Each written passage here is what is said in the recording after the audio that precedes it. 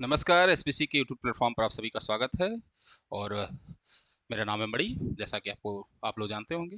आज हम लोग को अपने मैट्रिक्स का लास्ट लेक्चर को कंप्लीट करना है, जिसमें हम लोग इन्वर्टेबल मैट्रिक्स के बारे में थोड़ा बहुत जानेंगे और साथ में मेरे बच्चे मिसलेनियस एक्सरसाइज को सॉल्व करेंगे। तो चलिए बिना किसी बात को शुरू करते हैं, और आज ये मैट्रिक्स का लास्ट लेक्चर है। इसके बाद हम लोग अपने नेक्स्ट चैप्टर की तरफ मूव कर जाएंगे। तो सबसे पहले देखिए इन्वर्टेबल मैट्रिक्स होता क्या है, उसको थोड़ा ध्यान से देखा जाए। What is the invertible matrix? तो क्या कर रहा है कि if A is a square matrix of order M, if there exist another square matrix B of the same order, ठीक है, तो then such that A B is equal to B A is equal to I N आ जाए, तो then B is called the inverse of the A. क्या मतलब हुआ कि मानो ध्यान से कि कोई हमारे पास ए मैट्रिक्स थी, ठीक है बच्चे ध्यान देना है, कोई हमारे पास ए मैट्रिक्स थी, और भाई साहब ये स्क्वायर मैट्रिक्स थी। स्क्वायर होगी तो इसका ऑर्डर जो होगा एम क्रॉस एम का होगा। तो हमें एक बी मिल जाए, अगर ये ए मैट्रिक्स है तो हमें एक बी मिल जाए, और जैसे मैं आई बी करूं तो बच्चे ये आई आ जाए। आई कौन सा? आई एम वाला है। आई एम का मतलब क्या? आइडेंटिटी मैट्रिक्स आए, कितने ऑर्डर के बच्चे? एम ऑर्डर की। तो जो हमारा इनवर्स होगा, वो इनवर्स क्या होगा, ध्यान से देना है। तो हम ये कहेंगे कि ए का इनवर्स कौन है बच्चे? बी है। और बी का इनवर्स क्या है बच्चे? ए है। ए का इनवर्स बच्चे बी है और बी का इनवर्स ए है। क्या है सर ये? कुछ नहीं सर, आपने छोटे क्लास में कुछ कॉन्सेप्ट पढ़े थे, उसी का यूज हो रहा है। आप याद करिए, आपको आइडेंटिटी और इनवर्स छोटे क्लास में पढ़ाया जाता था। एक एडिटिव आइडेंटिटी और एक मल्टीप्लिकेटिव आइडेंटिटी। आइडेंटिटी का मतलब क्या होता है, थोड़ा ध्यान से देखेंगे। आइडेंटिटी का मतलब ये होता है कि अगर कोई एलिमेंट आइडेंटिटी है तो उसमें आप कोई भी एलिमेंट को मल्टीप्लाई करो चाहे ऐड करो तो आएगा ए। क्या आएगा बच्चे? ए। और इनवर्स क्या होता है? इनवर्स ये होता है कि अगर किसी एलिमेंट का आपको इनवर्स निकालना है बच्चे, तो उसमें उसमें आप अगर इनवर्स की मल्टीप्लाई करते हैं, किसका मल्टीप्लाई करते हैं बच्चे? इनवर्स का। ये मानो इनवर्स है, मल्टीप्लाई करते हो तो भाई साहब आइडेंटिटी आ जाएगी। यानी इसका मतलब क्या हुआ कि ए का इनवर्स कौन है भाई? ए का इनवर्स यहाँ पे जो बैठे होंगे बी, वो है। यही बात यहाँ पे कहा गया है, ध्यान से देने की जरूरत है। यानी अगर ए बी, अगर मैं ए बी बराबर अगर आपने आइडेंटिटी मैट्रिक्स ले आया, चाहे बी ए बराबर आपने आइडेंटिटी मैट्रिक्स आया, तो इसका मतलब हुआ कि ए और बी जो है आपस में इनवर्स हैं। इसका मतलब क्या हुआ कि सर जो ए का इनवर्स होगा, दैट इज, इसको लिखते हैं हमेशा ए इनवर्स है, वो होगा बी। और सर बी का जो इनवर्स होगा सर होगा ए। बात ध्यान समझिएगा। ए का इनवर्स क्या होगा बच्चे? बी। और बी का इनवर्स होगा ए। क्लियर है? हाँ सर। यानी मैं कुल मिला के बातें बता रहा हूं कि अगर ए बी बराबर आई आ गया, ए बी बराबर आई आ गया, तो ये दोनों आपस के इनवर्स होते हैं भाई साहब। दोनों आपस के इनवर्स होते हैं। और इनवर्स को डिनोट कैसे करते हैं? अगर किसी का इनवर्स लिखना है तो होगा ए इनवर्स, और ए इनवर्स को हम लिखेंगे, ये आएगा बी। या या या सर बी इनवर्स, तो बी इनवर्स क्या होगा सर? वो होगा ए। ठीक है? क्लियर है? हाँ सर क्लियर है। इतनी बात आपको याद होनी चाहिए। चलिए आगे बढ़े। अगला हमारे पास कर, ये दो हमारे पास मैट्रिक्स है, ठीक है। अब बता रहा है कि बताओ, देखो ध्यान से कौन किसका इनवर्स है देखते हैं। तो ध्यान से देखिए, ए हमारे पास था ये, ठीक है। तो सबसे पहले हम देखेंगे ए बी निकालेंगे। अगर ए बी आइडेंटिटी आ गई तो दोनों आपस के क्या होंगे? इनवर्स होंगे। तो मैंने क्या किया, ए बी निकाला, तो ए बी, तो यहाँ से बच्चे क्या हो जाएगा? 2 3 1 2, और यहाँ होगा बच्चे 2 -3 -1, और बच्चे होगा 2। अगर आप मल्टीप्लाई कराओगे दोनों मैट्रिक्स का, तो ध्यान से देखो क्या होगा।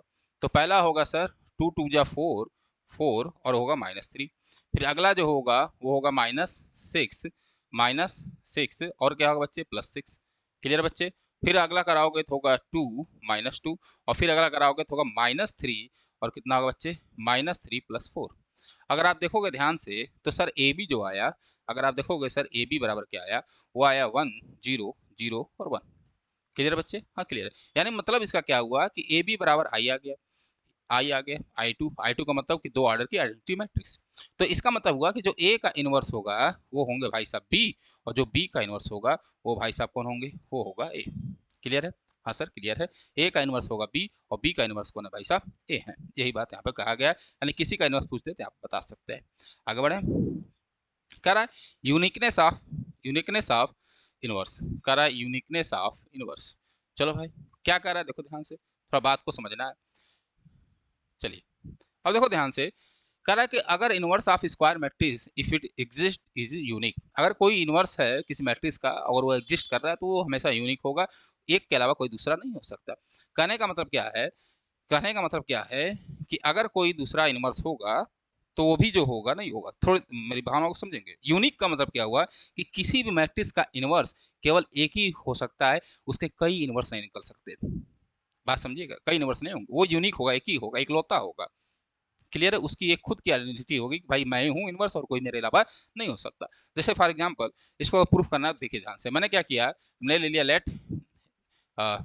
ए बी स्क्वायर मैट्रिक्स। ए जो है हमारा एक क्या है बच्चे, स्क्वायर मैट्रिक्स है। तो अगर ए स्क्वायर मैट्रिक्स है और हमने माना है कि लेट लेट हम इसके दो इनवर्स मान लेते हैं, let B and C, let B and C be inverse of A. ये किसका इनवर्स है भाई, inverse of A. A B और सी जो है इनवर्स ऑफ ए है। तो आपको पता है अगर बी और सी इनवर्स ऑफ ए है, तो अगर देखिए ध्यान से, बी अगर इनवर्स हो तो ए डॉट बी करता तो ये आता आई, बोलो भाई साहब, आइडेंटिटी आता। और ए डॉट सी करता, ये भी आता आई, बोलो भाई साहब, हाँ सर आता। अगर मैं ए डॉट बी करता तब भी आइडेंटिटी मैट्रिक्स आती, और ए डॉट सी करता तब भी आइडेंटिटी आती। क्यों, क्योंकि बी और सी दोनों क्या थे, इनवर्स थे। इसको मान लो बच्चे इक्वेशन नंबर 1, और इसको मान लिया मैंने इक्वेशन नंबर 2। थोड़ी भावनाओं को समझो। तो यहाँ से आई आ जाएगा ए बी इजक्वल टू ए सी, बोलो भाई आ जाएगा।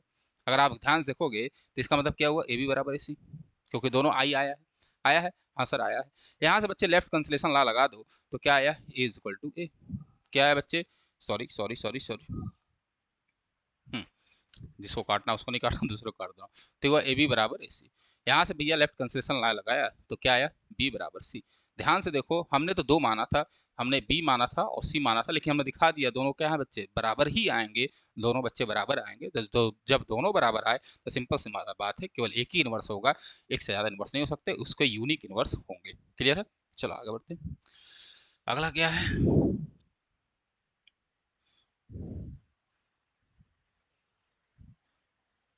अरे ये तो मैंने करा दिया था कल। चलो ध्यान से इसको देखते हैं। एक पे जो गलती से लग गया बच्चे, उसको मैंने पिछले लेक्चर में करा दिया है, ध्यान से किए। कह रहा है कि इफ क्या, if A and B are invertible matrix of the same order. अगर ए और बी जो है इन्वर्टेबल हैं आप बच्चे किसके, सेम ऑर्डर के, ठीक है।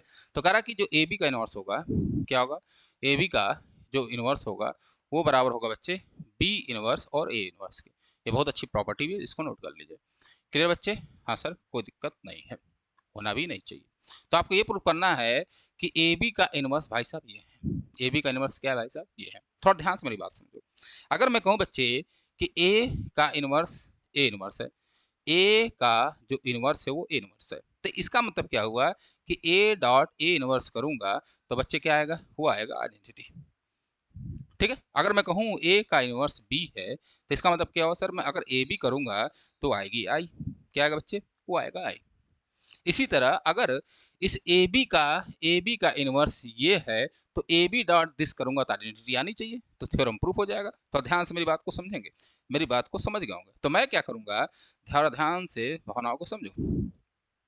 तो मैं क्या किया, ए बी, ठीक है, क्लियर है, और इनटू बी इनवर्स, और मैंने ए इनवर्स किया, जहां पर ए का इनवर्स जो है भैया ए इनवर्स है, और बी का जो इनवर्स है बच्चे बी इनवर्स है। ठीक है, ये एनसीईआरटी में थ्योरम दिया है, मैं इसको समझा रहा हूँ कैसे प्रूफ करोगे। अब थोड़ा ध्यान से देखो, अगर इसके बराबर मैंने आइडेंटिटी दिखा दी तो इसका मतलब हुआ कि इसका इनवर्स ये है और इस भाई साहब के इनवर्स जो है ये है। यही तो मतलब हुआ, यही तो बताया मैंने, हाँ सर यही बात बताई।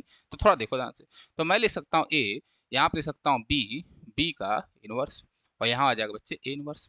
हमें पता है कि जब भी किसी एलिमेंट में उसके इनवर्स का मल्टीप्लाई कराओगे तो आएगी आई, हाँ सर आएगा, ये आ गया इनवर्स। अब देखो ध्यान से, यहाँ से आएगा ए आई और फिर होगा ए इनवर्स। ए आई का मतलब किसी भी एलिमेंट में जब उसके आइडेंटिटी का मल्टीप्लाई कराओगे तो ए आएगा, तो यहाँ ए इनवर्स। और हमें पता है किसी एलिमेंट में जब उसके इनवर्स का मल्टीप्लाई कराओगे तो आएगा आई, यानी ओवरऑल आया आई। जब ओवरऑल आई आया तो इसके दो बात रिजल्ट निकले बच्चे। क्या रिजल्ट निकला कि सर ए बी का जो इनवर्स होगा, ए बी का जो इनवर्स होगा वो क्या होगा, बी इनवर्स ए इनवर्स के। बोलो भाई, हाँ सर कोई दिक्कत नहीं। और भाई साहब जो बी इनवर्स ए इनवर्स का इनवर्स होगा वो कौन होंगे, वो होगा ए बी। वो कौन होगा भैया, ए बी। दो रिजल्ट यहाँ से निकला। क्लियर, हमको यही बात प्रूफ करनी थी, हमने कर दिया। कितना आसान, कितना आसान। मैं सिमेट्रिक को उसकी सिमेट्रिक का प्रूफ करने का भी तरीका बताया आपको। जिसको प्रूफ करना ट्रांसपोज मानो, ट्रांसपोज बराबर वही दिखा दो तो वो सिमेट्रिक होगा। अगर इनवर्स प्रूफ करना है तो सिंपल सी बात है कि अगर मैं इस एलिमेंट में उसका मल्टीप्लाई करूंगा तो आइडेंटिटी आएगी। जब हम किसी एलिमेंट में उसके इनवर्स का मल्टीप्लाई कराते हैं तो आइडेंटिटी आती है। क्लियर है, हाँ सर क्लियर है, आगे बढ़ते हैं। अगला, चलिए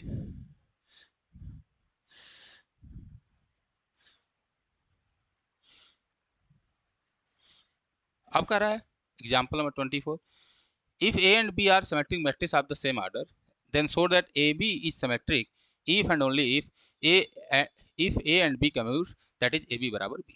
चलो भाई करते हैं। कह रहा है कि अगर A और B सिमेट्रिक मैट्रिक्स है सेम ऑर्डर की, तो then show that AB is the symmetric. तो ध्यान से देखो, इफ A इज सिमेट्रिक, अगर बच्चे A सिमेट्रिक होगा, थोड़ा भावनाओं को समझेंगे, तो मैं अगर बच्चे A का ट्रांसपोज करूंगा, ठीक है, तो आएगा A। हाँ सर। सिमिलरली अगर B इज सिमेट्रिक है, B क्या है बच्चे, सिमेट्रिक है, तो B का मैं ट्रांसपोज करूंगा तो बच्चे आएगा B। हाँ सर। कह रहा है कि AB इज सिमेट्रिक, तो सिंपल सी बात है कि आप AB का ट्रांसपोज ले लो। हाँ सर ले लेता हूँ। अब AB का जैसे ट्रांसपोज लोगे तो होगा B ट्रांसपोज और ये होगा A ट्रांसपोज। बोलो भाई, यहाँ से बच्चे B ट्रांसपोज का मतलब क्या हुआ, थोड़ा भावनाओं को समझिए हमारा। B ट्रांसपोज का मतलब क्या हुआ, B और ये आया A। ठीक है, अब AB ट्रांसपोज बराबर B आ गया। क्लियर है। अब हमको अगर इसको सिमेट्रिक दिखाना है, सिमेट्रिक दिखाना है, तो भाई AB के ट्रांसपोज की वैल्यू कितनी आनी चाहिए थी, सही ये आनी चाहिए था AB। और ये कब आएगा, जब ये कम्यूट करे, यानी क्या करे, BA बराबर AB हो, वो ऑलरेडी गिवन है। तो जब BA बराबर AB हो जाता है तो AB का ट्रांसपोज क्या आ जाता है बच्चे, AB आ जाता है। यही बात यहाँ पे कही जा रही है। क्लियर है, ये कही जा रही है। या इसको उल्टा भी ले सकते हो, या तो ये हो गया, कोई दिक्कत नहीं, क्योंकि ये B एक बराबर हो गया, तो देयरफॉर AB इज, यहाँ से मैं उल्टा ले रहा हूँ, तो देयरफॉर AB क्या होगा, AB इज सिमेट्रिक। ठीक है, AB क्या है बच्चे, सिमेट्रिक है। पहले मैंने क्या माना, ध्यान से मेरी बात को समझेंगे, मैंने निकाला और ये लिया कि AB जो है वो कम्यूट कर रहा था, AB कम्यूट कराया मैंने, काम हो गया मेरे 35।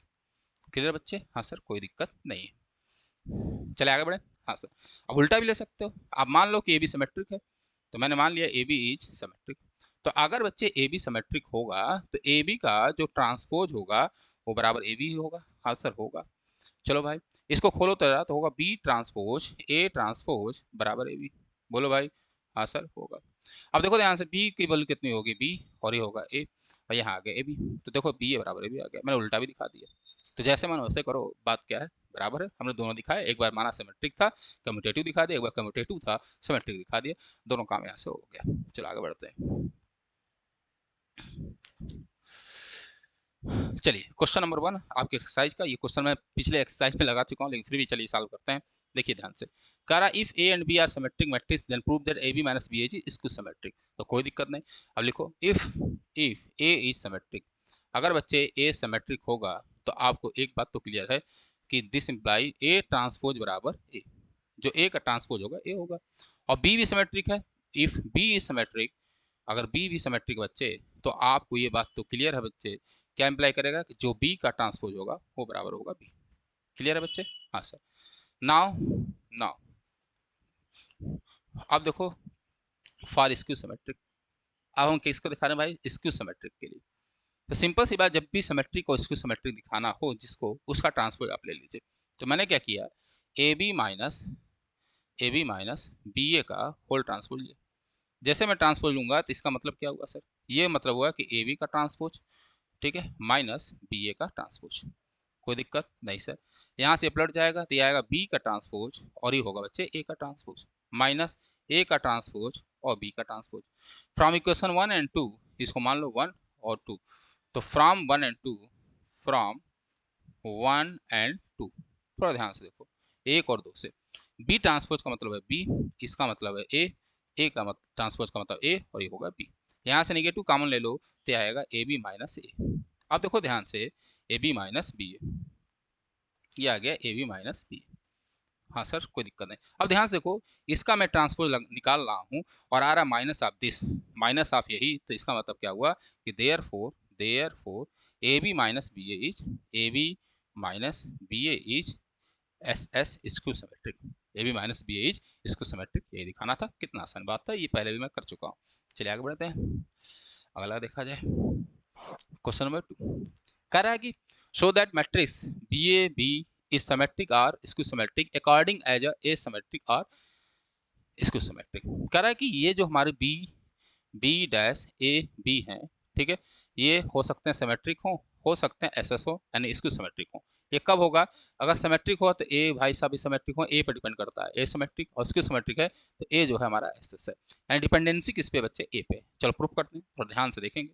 तो मैंने क्या किया, एक बार ले लिया, चलिए इसका हम लोग प्रूफ देखते हैं। मैंने बहुत आसानी से क्या किया, मैं लिया let let A is symmetric, हमने माना ए जो है बच्चे वो क्या है, सिमेट्रिक है। तो अगर ए सिमेट्रिक होगा तो ए का आप ट्रांसपोज लोगे तो ए बराबर आएगा ए, कोई दिक्कत नहीं।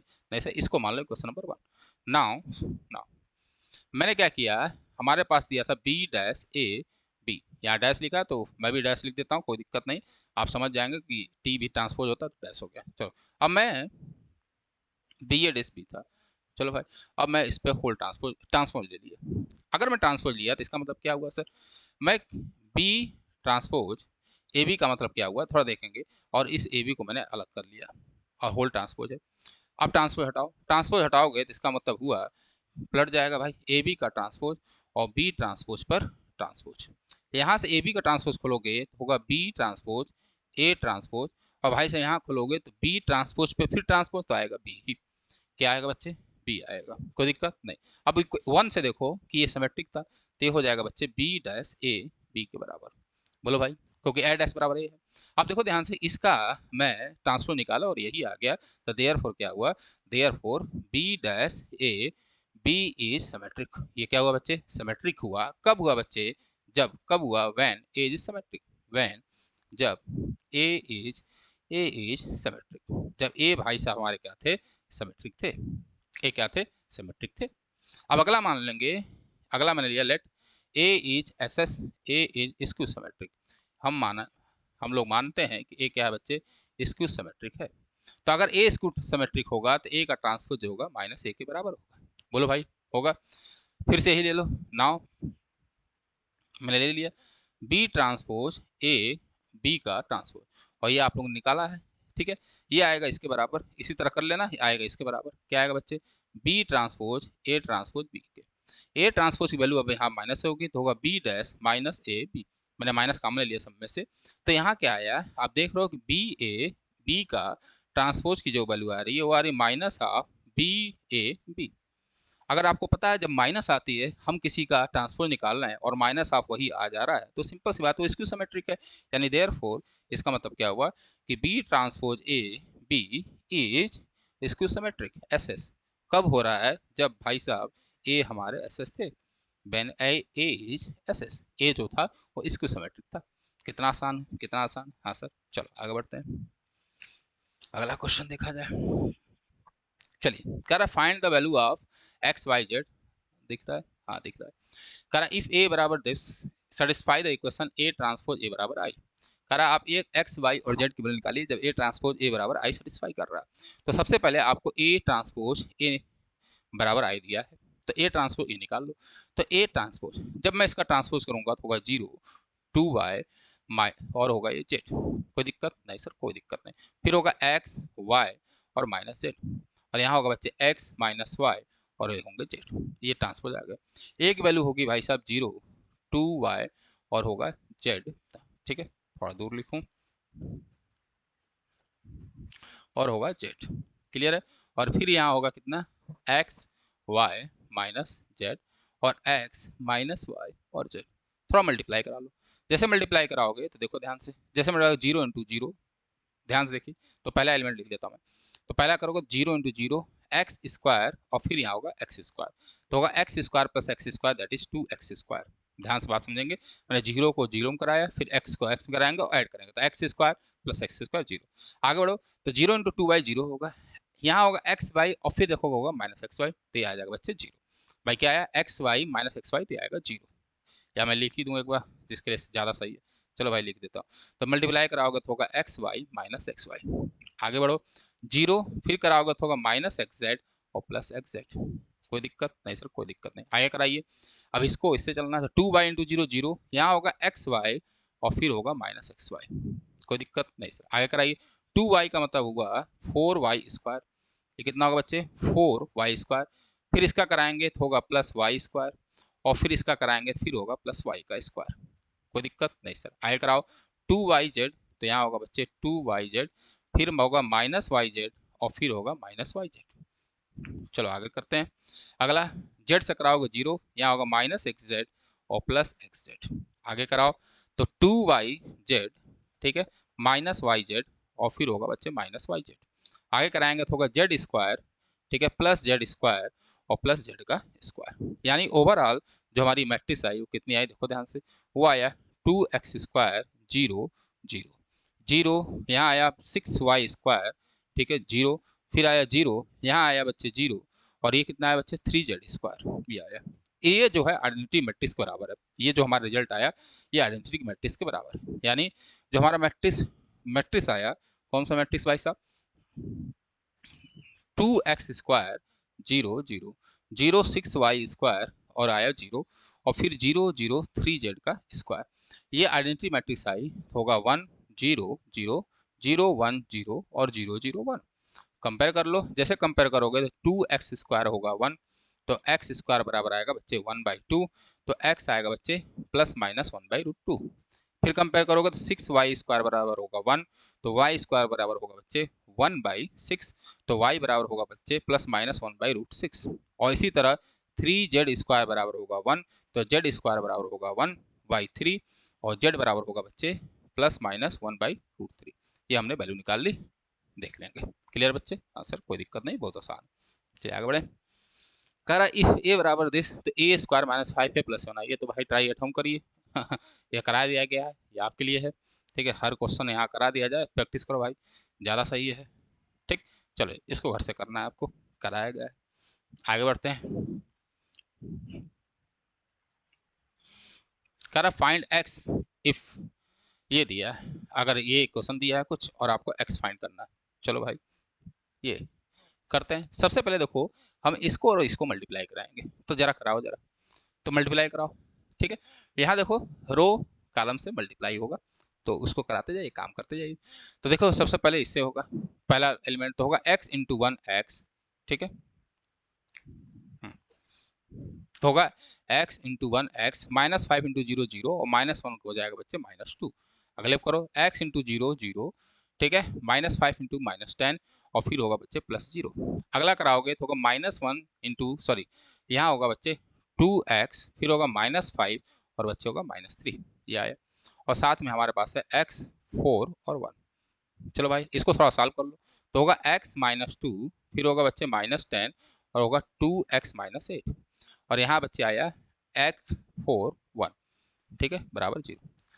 अब इसको जरा मल्टीप्लाई करा लीजिए, बराबर ओ लिखा है, ओ का मतलब यहाँ पे नल मैट्रिक्स है, तो अभी हम लोग नल मैट्रिक्स बना लेंगे। जितने आर्डर की आएगी ये मैट्रिक्स, उतने आर्डर का यहाँ पे नल मैट्रिक्स बनाना है आपको। मल्टीप्लाई कराई भाई यहाँ से, तो भाई रो इंटू कॉलम होता है, तो भाई ये 1 × 1 की मैट्रिक्स आ जाएगी, याद आ रहा है? हाँ सर, तो होगा x -2, ठीक है, फिर होगा -10 × 4, फिर होगा बच्चे +2x - 8, और बराबर हो जाएगा 0, क्योंकि आर्डर सेम है, एक है, तो 1 आर्डर × 1 की यहाँ पे नल मैट्रिक्स आएगी।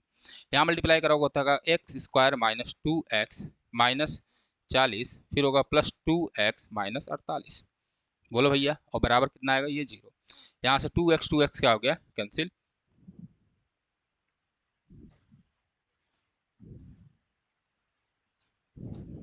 यहाँ होगा -8। चलो, तो होगा x² -48 बराबर होगा बच्चे 0। तो यहाँ से x बराबर आ जाए कितना? √48, ठीक है, प्लस माइनस √48। तो जैसे करोगे, और भाई x बराबर 48 है, ये 2x कैंसिल हो गया, तो बस सॉल्व कर लेंगे, ठीक है। चलो आगे बढ़ते हैं, अगला क्या है। चलिए, करा manufacture product 3 products XYZ which he sells in 2 market, annual sales are indicate below. किसी भी कोई प्रोडक्ट है उसका एनुअल सेल दिया है, ठीक है। पहले मार्केट में इतने सेल किए गए 10,000, फिर 2,000, और फिर 18,000 प्रोडक्ट्स किए गए, और सेकंड मार्केट में 6,000, 2,000 और ये 8,000 किए गए, ठीक है। अब कह रहा है इफ यूनिट सेल प्राइस, एक यूनिट की जो सेल प्राइस है वो x है, y है और z है। जो x और y और z की वो क्या है बच्चे? 2.5 रुपये है, 1.5 रुपये है और 1 रुपये है रिस्पेक्टिवली। तो find the total revenue in each market with the help of matrix algebra. चलो ध्यान से देखो, जब भी ऐसा क्वेश्चन आया, मैं पहले ही बताया था कि आपको 1 × 1 की मैट्रिक्स लानी होगी तभी काम होगा। और 1 × 1 की मैट्रिक्स क्या आएगी, कब आएगी? जब आप एक रो का मैट्रिक्स ले लो, दूसरी कॉलम मैट्रिक्स ले लो, ठीक है, या कॉलम ले लो या रो मैट्रिक्स ले लो, दोनों से रिजल्ट आना। तो चलो ध्यान से, मैंने लिया let selling price of, sorry let क्या, गिवन दैट सेलिंग, लेट यहाँ भी लेट लूंगा क्या, कि क्या हमें गिवन है सर, गिवन दैट क्या, सेलिंग प्राइस ऑफ, जो हमारी सेलिंग प्राइस है, ठीक है, किसका? ऑफ x कितना है बच्चे, वो है हमारे पास 2। Similarly selling price of y कितना बच्चे, वो है हमारे पास 1.5। और इसी तरह सेलिंग प्राइस ऑफ z जो है वो है हमारे पास 1। ठीक है।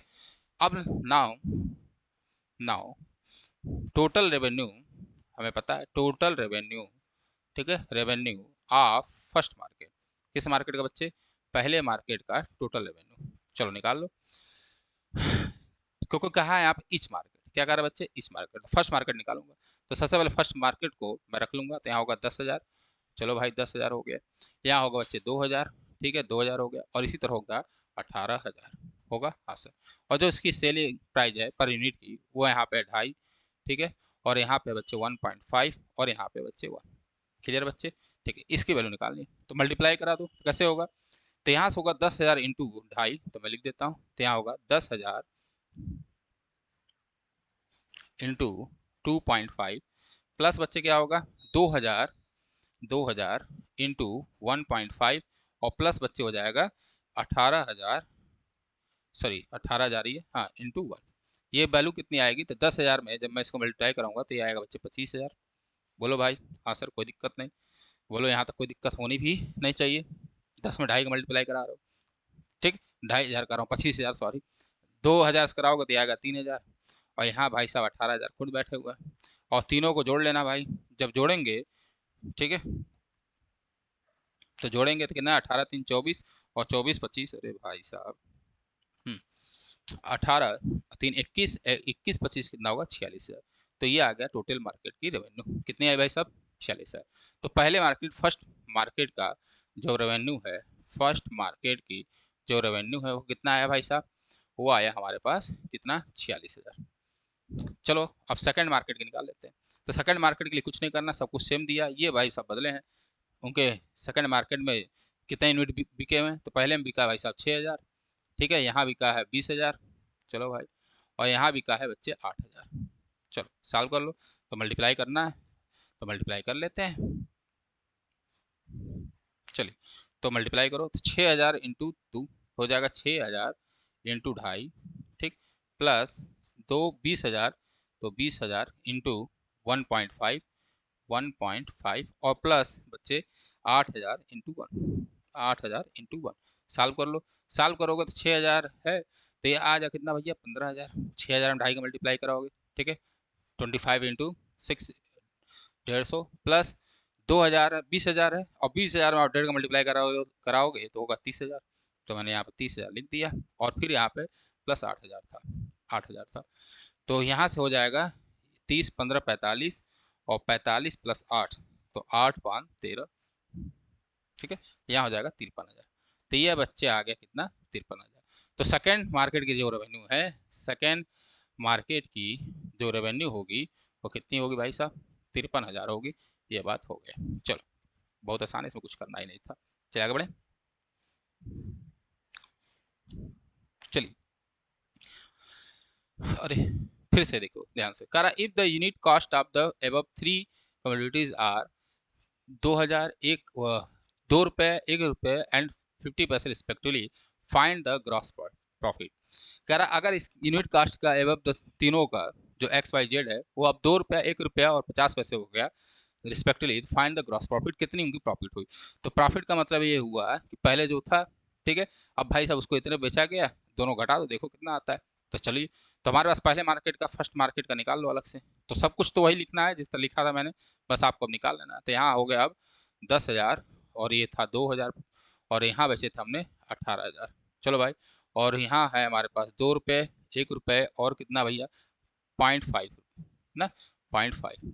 चलो सॉल्व करो, तो 10,000 इंटू 2, 10,000 इंटू 2 प्लस 2,000, तो ये होगा 2,000 इंटू 1 और प्लस 18,000 इंटू 0.5, कितना आएगा वैल्यू, तो 10 का करोगे तो होगा 20,000, हाँ सर, प्लस 2,000, हाँ सर, और यहाँ करोगे तो प्लस 9,000। टोटल कितना रुपया होगा भैया, तो 20 2 22 और 22 9 31,000, 31,000 अब आया। पहले कितना था कीमत देख लो ध्यान से।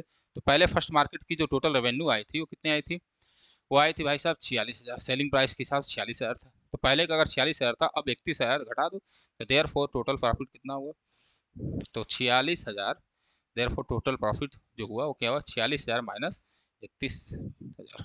सॉल्व करोगे तो होगा 5 और 1, तो टोटल ये भाई साहब 15,000 की प्रॉफिट पाए। ठीक है, इसी तरह आप सेकंड का निकाल के सेकंड के रेवेन्यू से क्या करेंगे, घटा देंगे, आंसर आ जाएगा। चल आगे बढ़े। आगे कह रहा है कि if the matrix is both symmetric और स्क्यू सिमेट्रिक तो देन एज, तो भाई साहब अगर ए सिमेट्रिक है तो ए ट्रांसपोज बराबर ए होगा, और स्क्यू सिमेट्रिक है तो ए ट्रांसपोज बराबर माइनस ए होगा। भाई ये दोनों बराबर हैं, यानी ए बराबर क्या होगा माइनस ए, तो यहाँ से आ गया 2a बराबर 0, यानी ए बराबर 0, और ए बराबर 0 मतलब क्या हुआ नल मैट्रिक्स, तो यहाँ क्या होगा A is the zero matrix, is the right answer, A जो होगा जीरो मैट्रिक्स होगा। आगे बढ़े।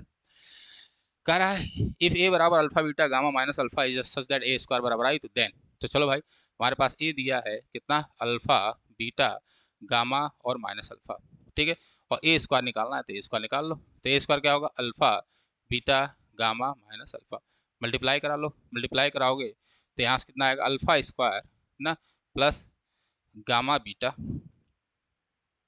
प्लस कितना होगा बच्चे गामा बीटा, यहाँ कराओगे तो होगा अल्फा बीटा, ठीक है, माइनस अल्फा बीटा, सिमिलरली यहाँ करा लो तो होगा अल्फा गामा और माइनस अल्फा गामा, ठीक है, और यहाँ कराओगे तो होगा कितना अल्फा स्क्वायर, ठीक है, कहाँ था मैं, अरे सॉरी, हाँ यहाँ कराओगे तो क्या होगा alpha beta, alpha gamma beta, sorry क्या हुआ गामा बीटा, और फिर होगा प्लस अल्फा का स्क्वायर, ये आया। क्लियर बच्चे, हाँ सर क्लियर है, यहाँ से कराया तो मैंने ये और ये, तो यहाँ से क्या आया बच्चे, ये आएगा alpha square plus gamma beta, ये हो जाएगा 0, यहाँ भी 0, यहाँ आ रहा alpha square plus gamma beta, इसकी जो वैल्यू दी है आइडेंटिटी मैट्रिक्स दी है दैट इज 1 0 0 1, यानी यहाँ से कंपेयर कर लो, जैसे कंपेयर करोगे तो alpha square plus gamma beta बराबर 1, ठीक है, तो यहाँ से मतलब क्या हुआ कि 1 minus alpha square minus gamma beta minus gamma beta बराबर कितना होगा बच्चे 0 होगा, ठीक है, मैंने इसको इधर लाया चाहे इसको इधर लाइए, बात बराबर है, तो देख लो कहीं ऑप्शन है, हाँ सर ऑप्शन नंबर सी है, तो 1 minus alpha square minus beta gamma बराबर 0 आ गया, इसमें कोई दिक्कत नहीं होनी चाहिए। आगे बढ़े।